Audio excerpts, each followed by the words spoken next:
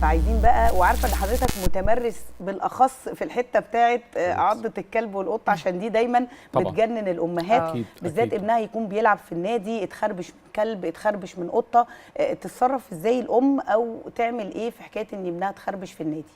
هو ده سؤال كل يوم، وده سؤال مهم جدا جدا جدا، لان بيترتب عليه مشكله قد تكون في منتهى الخطوره. المشكله مشكلتها ان كل اللي بيصاب بالريبز او السعار من الاطفال نتيجه خدش او نتيجه عقر او نتيجه اي مشكله، نسبه الوفيات فيها 100%. لم ينجو احد من اصابه بالسعار لو حصل خربشه او حصل عضه من كلب. نعمل ايه بسرعه جدا جدا؟ بنغسل مكان الجرح او مكان الخدش ما يصابون 15 دقيقه متصله، وبنبتدي نتوجه لاقرب مكان عندنا من المراكز او المستشفيات او الخدمات الصحيه اللي فيها التطعيم.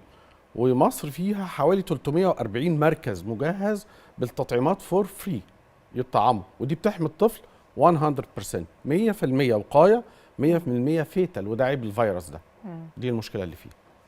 طيب لو مثلا اتخربش ومن 3-4 شهور، محتاج ياخد تطعيم السعار تاني كمان قد ايه؟ احنا لما بيكون حصل من مده الخربشه ديت واخد التطعيم فول كورس، معاكي من 2 ل3 شهور ما تديش اي حاجه، لكن بعد 3 شهور هتاخدي جرعه منشطه بوستر دوز اللي هي 0.3، هياخد جرعه في اليوم اللي اتخربش فيه وبعد 3 ايام، وده لحد 5 سنين. بعد 5 سنين هيعيد الفول كورس اللي هم 5 جرعات. اوكي.